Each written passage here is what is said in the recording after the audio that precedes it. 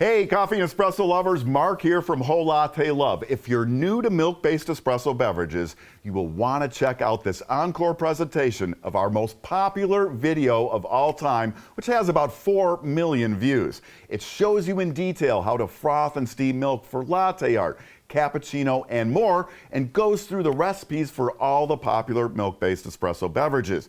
But real quick, while I've got you here, a reminder that Whole Latte Love has the best selection of everything coffee and espresso. And you can see many products in 3D and augmented reality, so you can put them right on your countertop.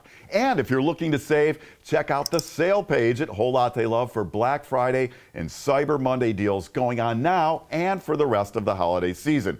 With that out of the way, here's my good friend Todd, who takes you through basic frothing and recipes for milk-based espresso beverages. Hi, I'm Todd from WholeLatteLove.com. In this video, I'll show you how to froth and steam for the popular milk-based espresso drinks. Be sure to hang around at the end of the video, and I'll show you how to pour some basic latte art like a heart, rosetta, or a tulip. When our customers ask how to froth and make the various drinks, I think about it in 4 parts. First is the taste. That comes from the coffee and the milk. Second is a definition of the drink. Third, they'll need to learn how to texture the milk by steaming and frothing. And fourth is just the presentation. It's just fun to do a nice looking drink.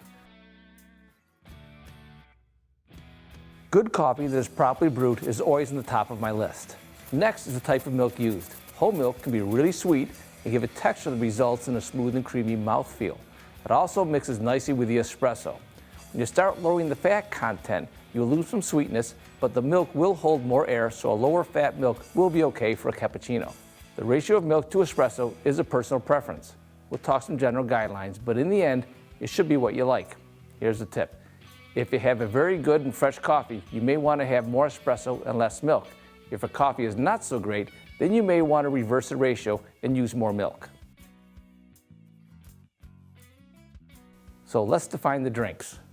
A standard latte is normally made in a cup that is between 8 and 12 ounces.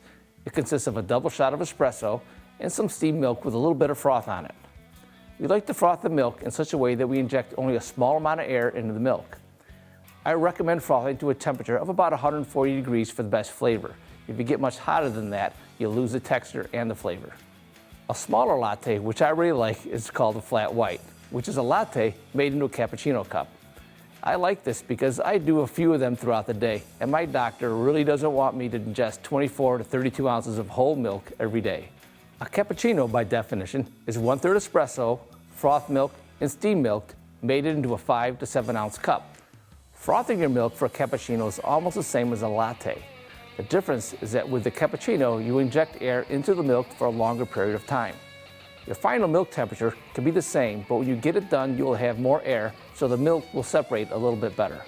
Remember, don't forget that taste is the first thing that we are worried about, so think about the espresso to milk ratio. A cappuccino can have a single shot or a double shot.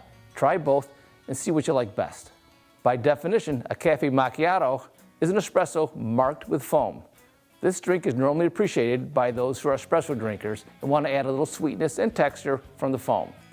Since there is so little foam, it's especially important that the espresso be of the highest quality and brewed just right. The foam we use is normally a cappuccino type foam, but it's okay to use a latte type foam if you prefer. There are 2 parts to properly texturing the milk for the drinks you're about to make.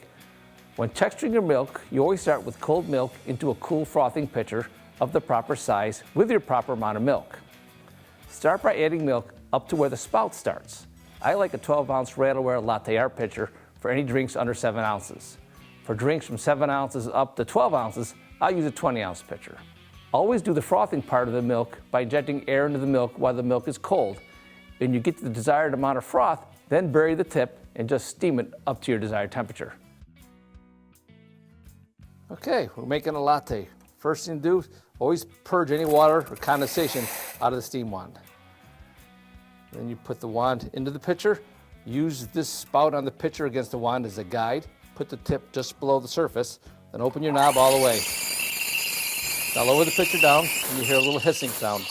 We're stretching the milk now. That hissing is injecting a little bit of air into the milk. Now I'm filling the pitcher here, waiting for it to start to get warm. When it starts to get warm, I'll bury the tip underneath there, keep the milk rolling, and then when I bury the tip, well, it's going to actually stop frothing, and we're going to just be steaming at that point. Okay, starting to get a little bit warm here. Go a little more. Okay, I'm burying the tip. Now I raise the lever over here, start brewing my coffee. Always want to have your coffee fresh. Keep the roll going here. Oop, no more air. Okay, we're about to 140 or so, so I'll turn this off. And always wipe your wand and give a little purge. Coffee's done there. Always like to do a little swirl here. If you have any bubbles, hit it, that'll break up your bubbles. Now we'll start pouring the milk right in the center. Start high so the milk goes underneath the espresso. Then bring it down. Just work it back and forth. Hold at the end for a little bit and swipe it across the center. And that will give you a latte. Now we're going to make a cappuccino. Always purge the wand out, get any condensation out of there. Tip well below the surface, open the knob, immediately lower the pitcher down. You hear that hissing sound, get a nice rotation in there. That'll mix the milk together. It'll stretch it really nicely when you do that. And lower the pitcher down, keep going just a little bit to keep the air being injected. We're going to do more air in than we did with a latte. So we're going to make it a little bit hotter before we bury it. It's pretty good there now. I'm going to bury it and start my coffee.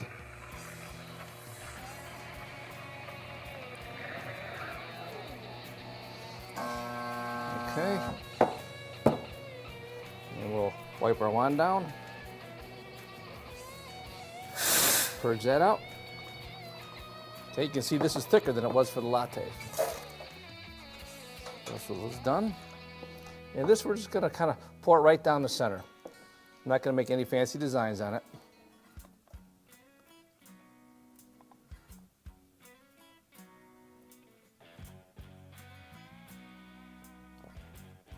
And that's the basic cappuccino.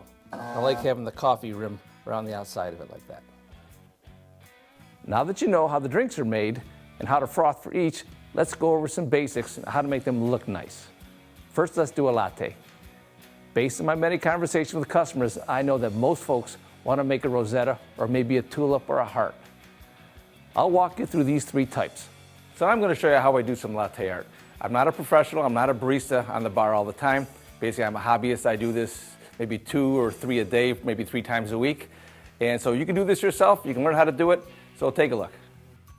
Here's how I like to pour a basic rosetta. Start low, go high, come to the center. Start working it back and forth, hold at the end, and swipe it across. Here I'm going to pour a basic tulip. Start low, go high, and you start a little bit of a rosetta, and you stop. Pour a little more, and stop. A little more, and stop. This will be our finisher. And raise it and go across the center. Here's how I like to pour heart.